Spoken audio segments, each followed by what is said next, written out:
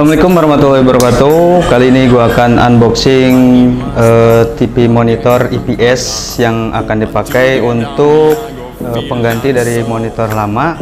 Karena menurut gue untuk monitor ini LED sangat tidak cocok untuk editing. Jadi pada saat saya editing di sini dan file yang sudah jadi gue lihat di handphone itu sangat berbeda. Jadi yang gue butuhkan di sini adalah monitor yang sama dengan handphone yang zaman sekarang, yaitu IPS, jadi lebih padat, lebih terang, dan pastinya lebih mantap ya. Dan inilah untuk paketnya yang gue dapat dari JDID. Ini enteng ya, enteng tapi ukurannya besar karena di sini gua order untuk yang 24 inch. Langsung saja kita unboxing.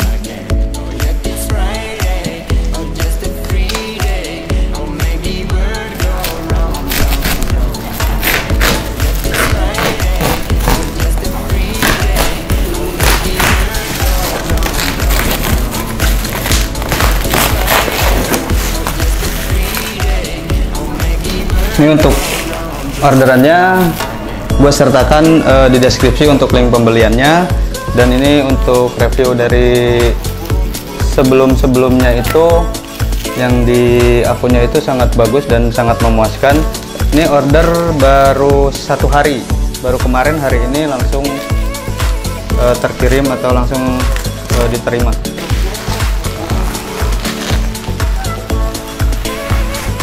Balik. Dari deskripsinya sih untuk monitor ini sangat tipis dan jernih.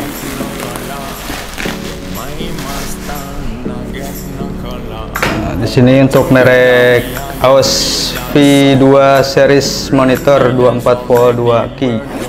Ini produk dari AOC dan sangat cocok untuk gaming dan editing.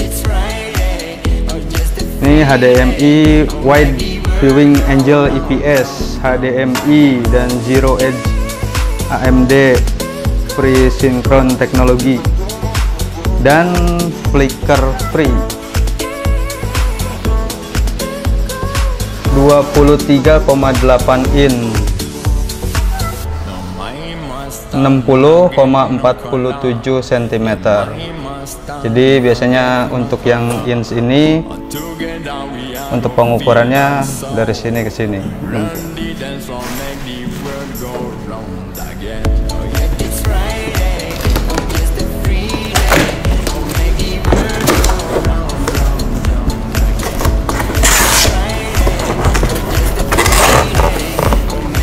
Sini ada petunjuk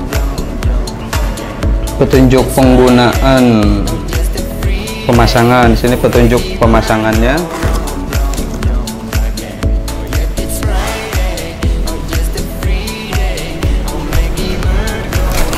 Langsung saja kita bongkar untuk isinya apa sih yang kita dapat dari box tersebut ini. Cek di sini ada primbon, buku petunjuk, ini kartu garansi AOC monitor. Ini ada kartu garansi, dan ini ada kabel HDMI. Jadi nggak usah repot-repot lagi untuk beli, karena gue memang nggak punya kabel HDMI ini. Jadi ini udah sepaket.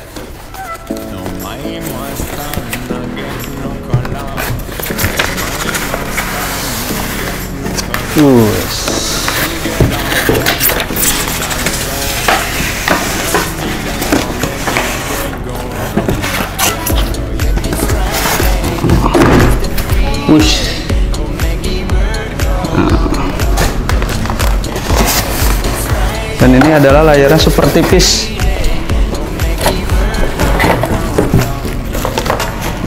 Kita singkirkan dulu. Kita singkirkan untuk boxnya.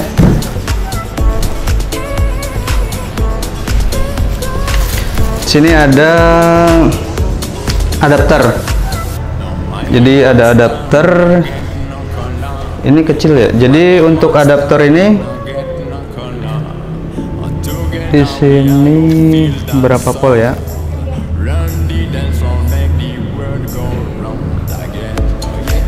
Sini input 100 sampai 24 volt, 50 strip 60 Hz, maksimal 0,7 ampere, hanya 0,7 ampere. Untuk outputnya sendiri yaitu 19 volt, 1,31 ampere. Jadi super irit listrik. Sini saya coba untuk buka dulu kartu garansi sekaligus kartu keterangan. Di sini sudah berbahasa Indonesia, jadi sangat gampang untuk memahaminya. Nah, di sini ada cara pemasangan. Sambungan ke PC, sambungkan kabel daya dengan kuat ke belakang monitor.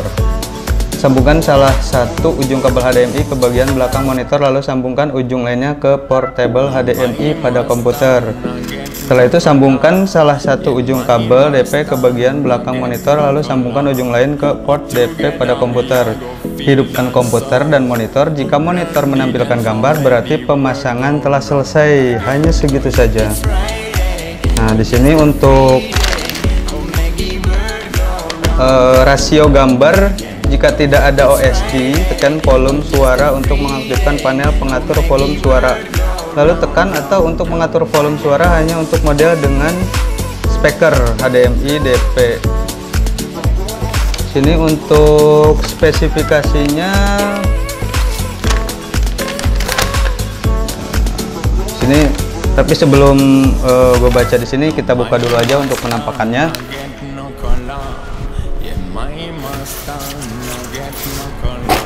Oh, di sini ada kabel juga, ada kabel untuk menyambungkan.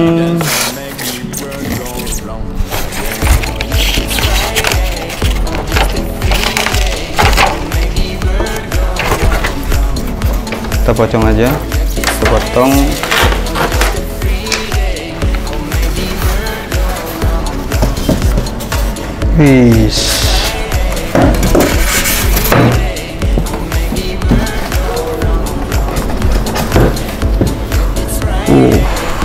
Jadi ini memang super tipis sesuai dengan deskripsi dan juga sesuai gambar di iklan yang diiklankan di akun JDID. Untuk link pembeliannya gue sertakan nanti di deskripsi. Ini benar-benar tipis. Dan untuk layarnya juga ini keras. Dan di sini untuk frame-nya ini hanya berapa mili. Jadi sama dengan HP-HP zaman sekarang lah intinya. Ini ya, udah penampakannya ini beneran sangat tipis, udah luar biasa lah. Di sini juga ada apa ini, anti gores. Ini sudah terpasang anti gores. Nih, sudah terpasang anti gores. Dan ini untuk di belakangnya, di sini ada untuk colokan power. Di sini ada HDMI dan untuk ada speaker, untuk headset atau speaker langsung dari sini. Dan untuk yang satunya gue belum tahu, nanti gue baca. Intinya ini mantap, keren lah. Dan untuk dudukannya, oh ini ternyata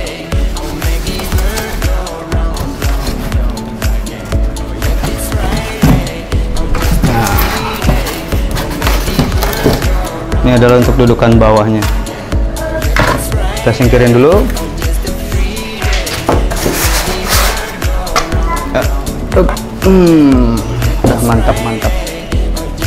Ini gue pilih yang flat ya, tadinya gue pilih yang cembung, tapi karena dari review feedbacknya sangat positif dan bagus, makanya gue langsung order dan ternyata 1 hari sudah sampai. Ini gue pasang dulu ya. Ini coba gue pasang. Nah, dan di sini di bagian sini ada panel-panel tombol. Nanti gue jelasin di deskripsinya. Ini kita pasang. Ini sangat simpel, tapi di sini untuk kekurangan dari ini kekurangan dari ini. Tadinya niatnya mau tempel di dinding seperti ini, karena ini layarnya sangat tipis. Jadi nanti nyatu dengan tembok, tapi gue lihat di belakang ini bagian colokan power HDMI dan lain-lain ini berada di sini. Jadi agak kesusahan pada saat tembok karena nanti untuk kabelnya itu dari arah belakang. Nah, kalaupun nanti dari bawah, ini akan lebih memudahkan pada saat penempelan di dinding. Jadi kabelnya itu ke bawah. Kalau ini ke belakang pasti mentok dengan tembok, dan tentunya di sini tidak ada lubang baut untuk bracket ke dinding. Jadi ya setiap produk ada kelebihan dan kekurangannya. Untuk ini saya sudah cukup puas dengan produk ini dengan harga yang lumayan miring, tetapi dapat kualitas yang bagus. Dan untuk di sini untuk pergerakannya naik turunnya ada, ini coba buka. Nah, di sini untuk spesifikasinya,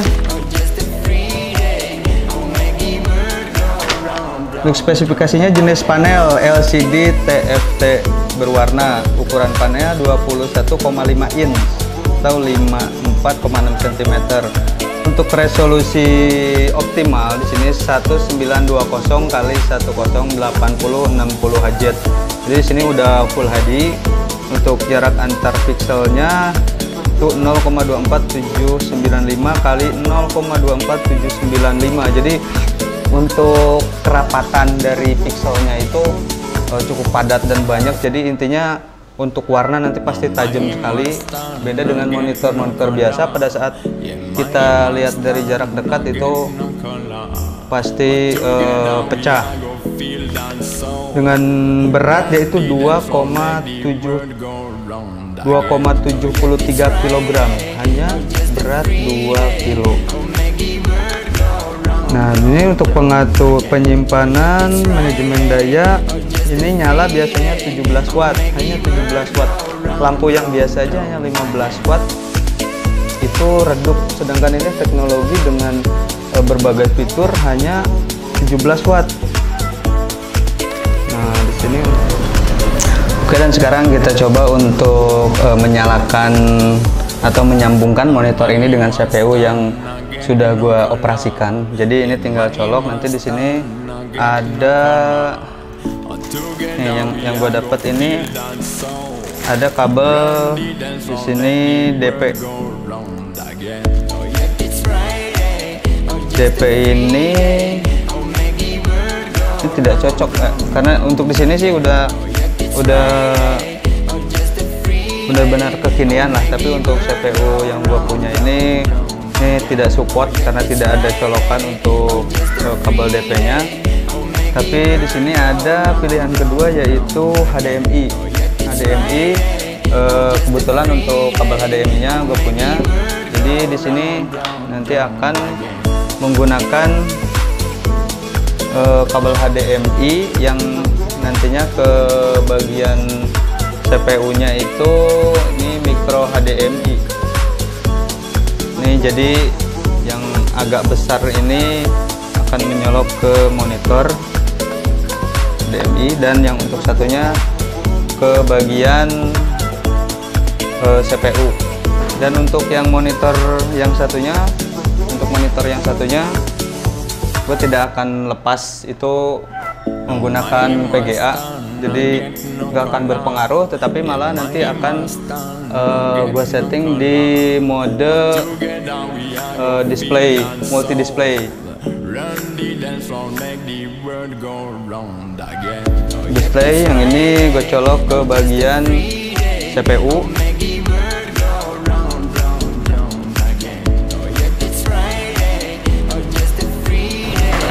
Ini sangat disayangkan sekali, padahal kualitas dari yang ini pasti lebih bagus ya, karena berhubung CPU-nya nggak support.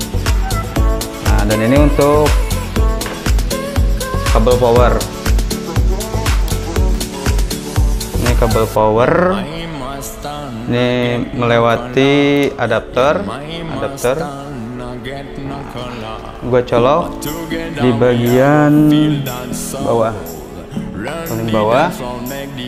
Ntar gue colok dulu di listrik terminal.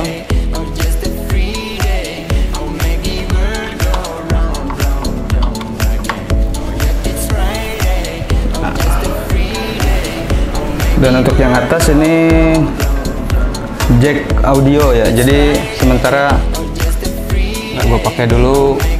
Kita cek untuk bagian gambarnya saja. Ini kokoh, ini dari logam. Intinya di sini untuk monitor ini full screen. Ini nggak ada bezelnya sama sekali sebenarnya ini. Hanya untuk di bagian bawah. Untuk yang ini full screen. Ini sudah terpasang anti gores. Nah, sekarang kita nyalakan. Di sini ada tombol power. Tombol power di bagian paling kanan. Kita klik sekali, tidak usah ditahan. Nah, ini connect dengan yang monitor satu, tapi di sini untuk background awal. Nah, sekarang coba gua setting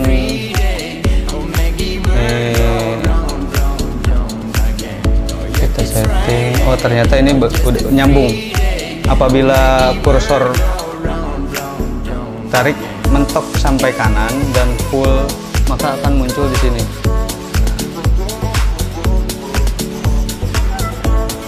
Coba kita pindah ke sini.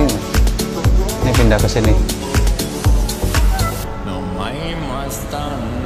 Ini perbedaannya bisa dilihat untuk posisi di sini. Misalkan ini YouTube. Ini gambarnya sebenarnya sudah jelas. Ini sudah jelas, tetapi jika kita lihat di sini, ini sangat lebih jelas lagi dan tentunya sangat adem di mata ya. Untuk yang itu biasanya gue mantau atau melihat monitor itu 1 jam saja udah lelah. Tapi di sini kayaknya enggak, karena resolusinya beda. Oke, coba gue balik lagi. Ini untuk settingan dari ini. Kita minimize dulu. Di sini klik kanan. Display setting. Sini display setting. Nah, di sini ada bagian display itu. Ini monitor 1, ini monitor 2. Monitor 2. Ini sudah terkonek, dan untuk pilihannya yaitu di sini di bagian multi display. Multi display untuk yang posisi seperti tadi, monitor 1 dan 2 ini nyambung. Jadi apabila ini sama dan kita deret jejer di sini untuk monitornya, nanti menjadi wide. Nah, untuk gaming itu biasanya 3. Jadi di sini di kiri, di depan, sama di kanan. Apabila kita bermain sport gitu, misalkan pesawat tempur, kita berada di dalam pesawat, itu serasa 3 ini adalah kaca dari si pesawat tersebut, atau secara real itu akan muncul di sini. Jadi ini jendela depan, jendela kiri, jendela kanan. Nah, untuk yang di sini gua akan coba dulu untuk multi display ini. Untuk yang tadi antara kiri dan kanan itu extend test display, itu pilihannya. Dan untuk di sini ada duplikat display. Ya, gue coba untuk klik ini. Nah, ini akan sama persis antara layar 1 dengan layar 2. Ini gue keep change. Nah, jadi kondisinya sama. Ini untuk yang tadi gue coba untuk YouTube. Nah, ini akan sama persis antara layar 1 dengan layar 2 ini tampilannya di sini. Tapi untuk yang double display ini nggak bakal gua pakai karena fungsinya ya nggak ada gitu. Jadi lebih baik yang pilihan satu tadi. Jadi antara layar ini, layar 1 dan layar 2 itu nyambung. Fungsinya apa? Pada saat kita editing, si layar 1 ini difungsikan untuk timeline editing kita, dan untuk yang monitor yang ini akan difungsikan sebagai review dari si video tersebut. Nah, sekarang kita coba untuk buka software editing. Sini gue pakai Adobe Premiere Pro. Ini udah terbuka. Tapi kita coba rubah dulu untuk settingan display tadi. Klik kanan, display setting. Nah, di sini multi display kita setting di bagian extended display. Nah, untuk yang bawahnya ini show only one 1, show only one 2. Jadi apabila kita milih show only one 1 itu maka hanya layar 1 yang akan ditampilkan, dan show only 2 ini hanya layar kedua yang ditampilkan, yang lainnya itu ngeblank. Kalau enggak kita coba dulu untuk show only one 1. Nah, jadi untuk layar kedua ini akan ngeblank atau tidak berfungsi, no signal, sedangkan layar 1 kita berfungsi. Nah, begitu juga untuk show only on 2, maka layar kedua yang akan muncul dan layar pertama itu no signal. Nah, kita kembali lagi. Di sini gua akan pakai extend this display, keep change.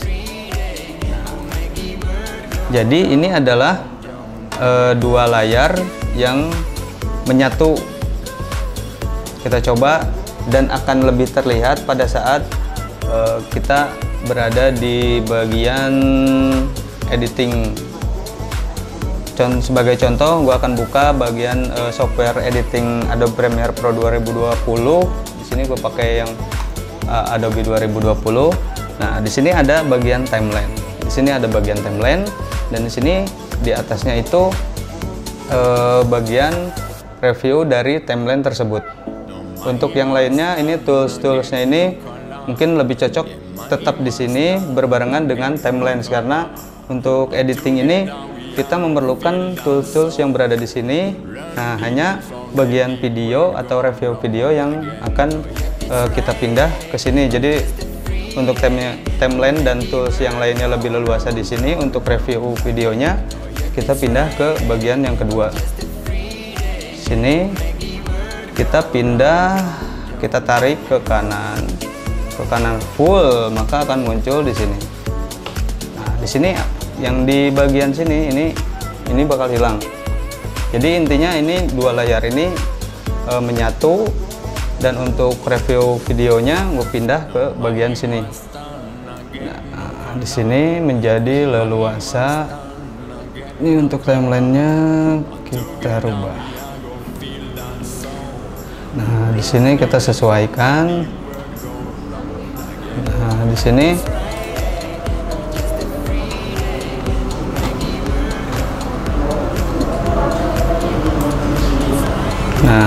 sini lebih leluasa untuk Untuk timelinenya karena di sini ada track-track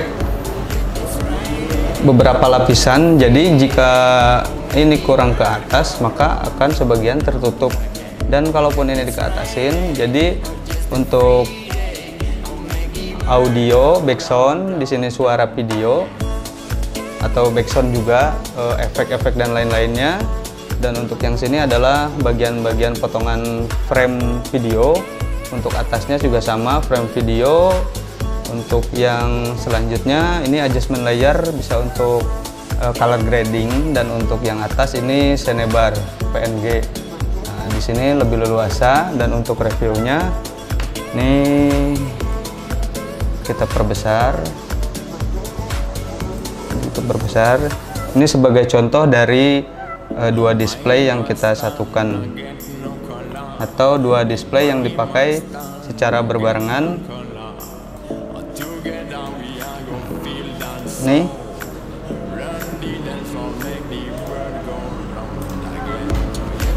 kita coba play. Nah, itu untuk timeline pada saat editing, dan ini review dari timeline yang kita buat. Jadi kita leluasa pada saat editing untuk pengaturan, untuk lain-lainnya, dan di sini juga secara detail besar, dan kita bisa melihat dari detail-detail warna dan apapun itu. Ya. Jadi kesimpulannya dari paket yang gue beli atau monitor IPS atau monitor IPS yang gue beli ini dari produk AOC, itu sangat rekomendasi. Selain daripada kualitasnya bagus, layarnya pun tipis, ini no bezel, jadi ini yang hitam ini masih masuk screen.